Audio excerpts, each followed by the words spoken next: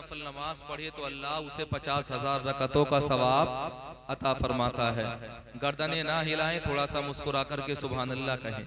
अभी माइक मेरे हाथों में है, जब तक मैं माइक नहीं छोड़ूंगा तब तक कारी साहब का नंबर नहीं आएगा, और मैं माइक तभी छोड़ूंगा तब आप हजरात थोड़ा सा खुश होकर के सुभान अल्लाह कह देंगे, और मुझे महसूस हो जाएगा कि वाकई आप हजरात सुनने के मूड में बिल्कुल आ गए।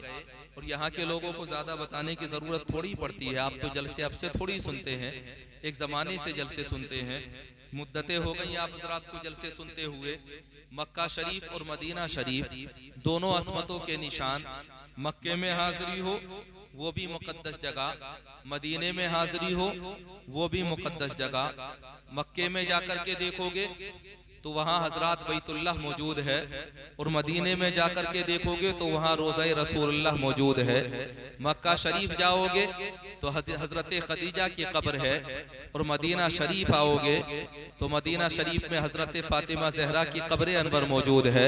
मक्का शरीफ जाओगे तो मक्का शरीफ में हजरत मिज़ाब रहमत मौजूद है, और हजरत मदीना शरीफ आओगे तो मदीने शरीफ में मुवाजा शरीफ मौजूद है।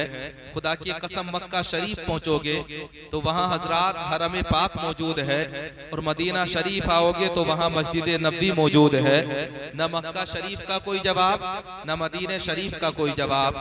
लेकिन काबिल गौर बात यह है कि अल्लाह ने एक रकत के बदले 1,00,000 रकतों का सवाब मक्के में रखा, और हजरत मदीने शरीफ में एक रकत के बदले अल्लाह ने 50,000 रकतों का सवाब रखा।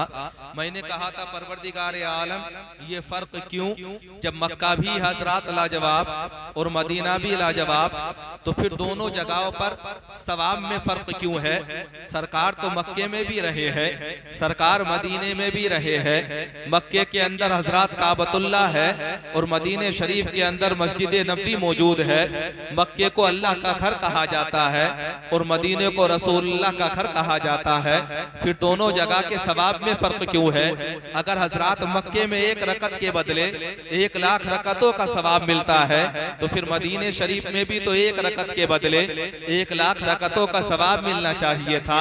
हातिफे गैबी से आवाज आती है, तुझे पता नहीं यहाँ बात फजीलत की नहीं हो रही, बल्कि यहाँ ये बात हो रही है कि मुस्तफ़ा जान रहमत मदीने शरीफ में पैदा नहीं हुए, बल्कि मुस्तफ़ा मक्का में पैदा हुए, और नबी के कदम जहाँ पहले पढ़े उसी जगह पर अल्लाह ने ज्यादा सवाब ला करके हजरत जायरीन के लिए, आज़िमीन हरमैन शरीफ के शरीफैन के लिए ला करके रख दिया।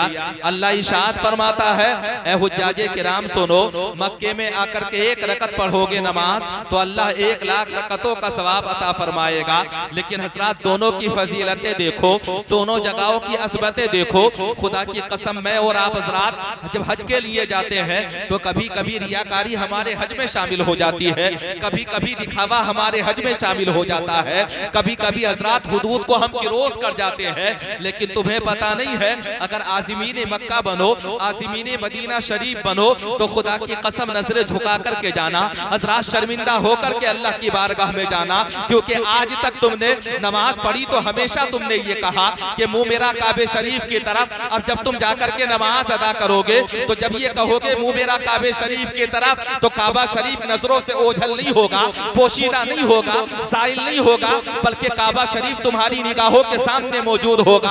अब तक तुमने दूर रह करके नबी पर दुरूद सलाम पढ़ा था, अब जब तुम मदीने में जाकर के नबी पर दुरूद सलाम पढ़ोगे तो दूर रह करके नबी पर दुरूद नहीं पढ़ोगे, बल्कि रसूल के गुंबदे खजरा के करीब रह करके नबी पर दुरूद पाक पढ़ोगे। तो कितने अज़मत वाले हो जाओगे तुम, कितने नसीबे वाले हो जाओगे तुम। हजरत मक्का मदीना शरीफ में जाकर के हाजिरी दो तो शर्मिंदा होते हुए जाना, नदामत के आंसू बहाते हुए जाना, गिरियावोज़ारी करते हुए जाना, अल्लाह की बारगाह में ये सोचते हुए जाना, बोला अगर गुनाहगार है तो तेरी रहमत होगी तो जिंदगी के तमाम गुनाह माफ हो जाएंगे। परवरदिगार आलम दूर रहकर तेरी बारगाह में तौबा करते रहे, इस्तिग़फ़ार पढ़ते रहे, नफल नमाज़ें पढ़ते रहे, तेरी बारगाह में सजदे करते रहे, तेरी बारगाह में रुकू करते रहे। अब हम तेरे मुकद्दस घर में आ गए हैं, और तेरे मुकद्दस घर में आने के बाद हम सजदे भी कर रहे हैं, रुकू भी कर रहे हैं, इबादत इलाही भी कर रहे हैं। हमें इस बात का यकीन है कि दूर रहकर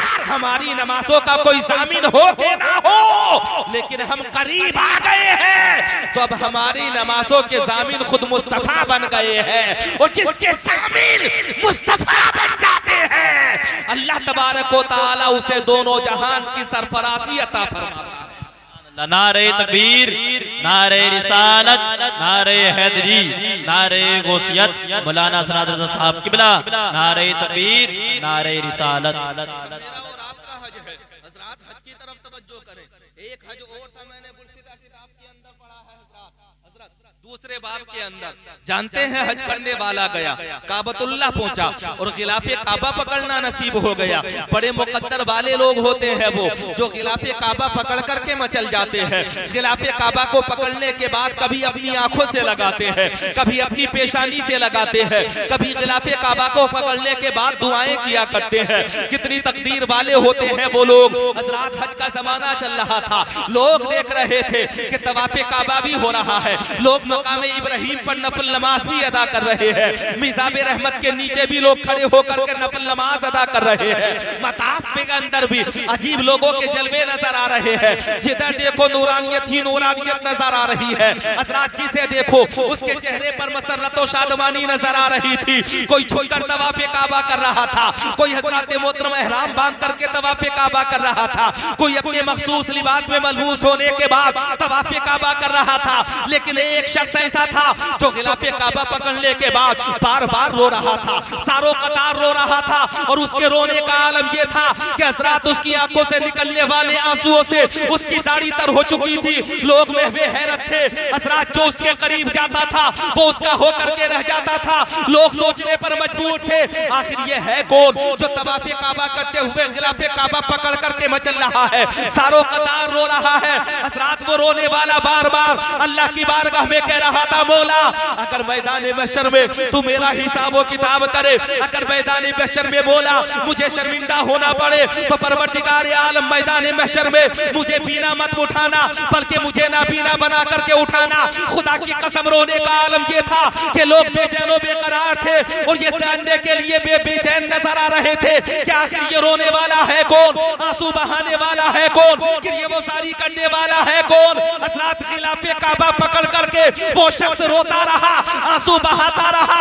सारों कतार हजरात बराबर बेचैनो बेकरार होता रहा। लोग बेचैन हुए, उसके करीब गए और जब थोड़ी देर के बाद में धारस बंधा तो लोगों ने हजरात उसके आंसू पोंछते हुए ये पूछा था, आने वाले ये तो बता दे कि तू है कौन। जो तेरे करीब आता है वही तेरा हो जाता है। तेरा रोना जो भी देखता है वो भी आंसू बहाने पर मजबूर हो जाता है। तेरे रोने ने तमाम तवाफ करने वालों को बेचैनो बेकरार कर दिया है। आखिर ये तो बता कि तू है कौन। जवाब देने वाले का जवाब सुनो। उसने नजरें झुकाकर रोते हुए कहा था, जानना चाहते हो कि मैं हूँ कौन। बंदे को अब्दुल कादिर जिलानी कहा जाता है। अरे जब गौसे पाक की नदामत का आलम ये है तो फिर गुलामे गौसे पाक की नदामत और शर्मिंदगी का आलम क्या होना चाहिए बताना चाहता हूँ। अगर 11वीं वाला पीर वहां जाकर शर्मिंदा हो सकता है तो खुदा की कसम हमें भी तो शर्मिंदा होकर वहां जाना चाहिए। एक बात और बताना चाहता हूं, अगर मैं नहीं बताऊंगा तो कौन बताएगा। बताना जरूरी है, न मियां जिंदगी का भरोसा है न रिस्क का भरोसा है। आज खा रहे हैं कल का पता नहीं, आज रह रहे हैं कल का पता नहीं। जब भी हज करने का मौका मिले ना दिखावा मत करना, रियाकारी मत करना। अगर वाकई निकास भी करना चाहते हो, जुलूस भी निकालना चाहते हो तो सादगी के साथ जुलूस निकालना। चंद सुराइयां रख लो, नाते पाक पढ़ने वाले इकट्ठा कर लो, कभी दिखावा करने की कोशिश मत करना। ये जो हजरात तरह तरह के डिब्बे सजा दिए जाते हैं और डीजे बजाया जाता है, बताना चाहता हूँ भाई लोगों सुनो, अल्लामा इकबाल ने अब नहीं बल्कि बहुत ज़माने पहले कहा था, मदीने का सफर है और मैं नमदीदा नमदीदा, जब ही अफसुरदा अफसुरदा कदम लग़ज़ीदा चला हूँ एक मुजरिम की तरह मैं जानिबे तैबा, निकाह शर्मिंदा शर्मिंदा। हजरात जब ही अफसुरदा अफसुरदा उन्होंने बता दिया, जब तुम्हें हजरात इस मुबारक सफर का मौका मिले तो इस बात का ख्याल रखना कि अल्लाह की बारगाह में जाते हुए शर्मिंदगी का एहसास होना चाहिए। जिंदगी के गुनाहों का एहसास होना चाहिए, नदामत के आंसू आंखों से झलकने चाहिए, ताकि दुनिया वालों को पता चल जाए कि हमारा हज इंसान के लिए नहीं बल्कि हमारा हज रहमान की रजा के लिए होता है। देखिए हजरात, तवाफे काबा कौन कर रहे हैं? गौसे पाक तो रोते हुए कर रहे हैं। कारी साहब गए हैं कई दफा वहां पर, इनसे पूछिए हजरात मोहतरम कैसा मुकद्दस हजरात समा होता है, कैसे कैसे लोग होते हैं। अपाहिज भी तवाफे काबा कर रहे हैं, एक टांग वाले तवाफे काबा कर रहे हैं, किसी की दोनों टांगे नहीं है वो खिसकते हुए तवाफे काबा कर रहा है, कोई पस्त कद है वो तवाफे काबा कर रहा है, कोई लंबे कद वाला है वो तवाफे काबा कर रहा है, कोई रंग का गोरा है वो तवाफे काबा कर रहा है, कोई रंग का काला है वो तवाफे काबा कर रहा है। हमने कमजोरों को भी वहां देखा, ताकतवरों को भी हमने वहां देखा, और जब देखा तो हमें ये कहना पड़ा कि एक ही सब में खड़े हो गए महमूद और अयाज, न कोई बंदा रहा और न कोई बंदा नवाज, बंदो साहिबो मोहताजो गनी एक हुए, तेरी सरकार में पहुंचे तो सभी एक हुए। थोड़ा सा सुभान अल्लाह कह दो जल्दी से, 5 मिनट में अपनी गुफ्तगू को खत्म करने वाला हूँ। बिरयानी का मुकम्मल असर तुम्हारे ऊपर रहता है, इसमें कोई शक नहीं है हजरात। अगर बिरयानी खा रहे हो तो हजरात जिसके सदके में मिल रहा है उसका भी तो शुक्रिया अदा करो, ये भी तो बड़ा जरूरी है शुक्रिया अदा करना। देखे हाफिज जी भी आ गए, इनका भी हर काम आजकल लेट हो रहा है। जब भी फोन करो मैं तो सोच रहा था कि मामू के साथ साथ होंगे, लेकिन ये भी इधर उधर नजर आ रहे हैं। सुनिए हजरात, ये तो मामला हो गया तवाफे काबा करने का, लेकिन एक वाकया और मैंने पढ़ा है हजरात मोहतरम, मतन के साथ साथ में थोड़ा सा मफहूम हदीस में तुम्हें बताना चाहता हूँ। मुस्तफा जाने रहमत का विसाल हो गया, और जब नबी ने विसाल किया तो नबी को दफन हुए अभी चंद ही दिन गुजरे थे। एक एराबी किसी तरफ से आया, दूरो दराज से सफर करके आया था, हजरात मदीने में आकर के वो दाखिल हो गया, और जब मदीने में आकर के वो दाखिल हुआ तो हजरात लोगों से उसने पूछा था, ऐ मदीने रहने वालों, ये तो बताओ मैं आमिना के लाल के चेहरे की जियारत करने के लिए आया हूँ, मोहम्मदुर रसूलुल्लाह कहाँ मिलेंगे? जिनसे आकर के पूछा गया था, खुदा की कसम जब ये सवाल किया गया ना तो अभी तो नबी को विसाल किए हुए सिर्फ चंद दिन गुजरे थे। हजरात लोग सारों कतार रोने लगे, हिचकियां बन गई। क्या पूछ रहा है तू? क्या तू दूरो दराज से आया है? आने वाले ने बताया, बड़ा लंबा सफर तय करके मैं आया हूँ। हजरात जिस्म के ऊपर, चेहरे के ऊपर गर्द जमी हुई है, और गर्द के आसार जाहिर है चेहरे से साफ। लोगों ने पूछा, ये तो बताओ कहां से आए हो? उसने अपने वतन का नाम बताया, और वतन का नाम बताने के बाद में कहा, ऐ लोगों, क्या मोहम्मद रसूलुल्लाह का वाकई विसाल हो गया? लोगों ने कहा था, हाँ सरकार तो विसाल कर चुके हैं, पर्दा फरमा चुके हैं। हजरात अब उसके रोने का आलम ये था, वो बार बार रो रहा था और रोते हुए कह रहा था, या रसूलुल्लाह, मैंने तो सुना था जो आपके दरबार में आकर के आपके चेहरे की जियारत कर लेता है, एक नजर देखे उसकी जिंदगी भर के गुनाह माफ हो जाते हैं। लेकिन सरकार अब तो आपने पर्दा फरमा लिया है, अब कहां जाऊंगा मैं अपनी जिंदगी के गुनाहों को माफ कराने के लिए? कहां जाकर के रोऊंगा? कहां जाकर के नदामत के आंसू बहाऊंगा? कहां जाकर के किसे वसीला बनाऊंगा? या रसूलुल्लाह, आपकी बारगाह में आया था सवाली बनकर, और ये सोच करके आया था कि अगर कतरा हूं तो दरिया बन जाऊंगा, अगर सर्रा हूं नबी का करम होगा तो आफताब बन जाऊंगा। लेकिन या रसूलुल्लाह कहां जाऊं? रोता रहा। किसी ने कहा था जाओ सरकार की कब्र पर, वो रोता हुआ नबी की कब्र पर पहुंचा, और नबी की कब्र पर जाकर के आंसू बहाने लगा। आंसू बहे, सारों कतार हजरात रोते हुए अपना सर, अपना पेशानी उसने नबी की कब्र पर जाकर के लगा दी, और वो घंटे तक नबी की कब्र पर हजरात पेशानी रगड़ करके रोता रहा।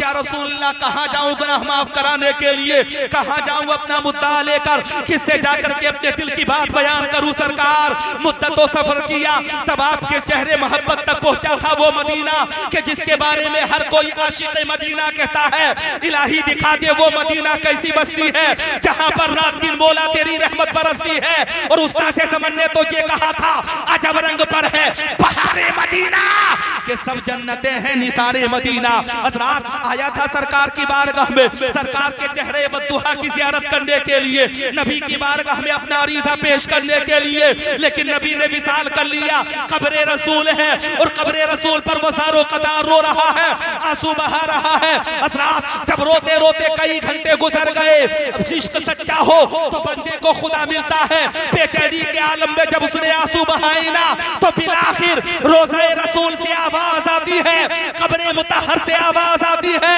ऐ रोने आने वाले, रोने की जरूरत नहीं है।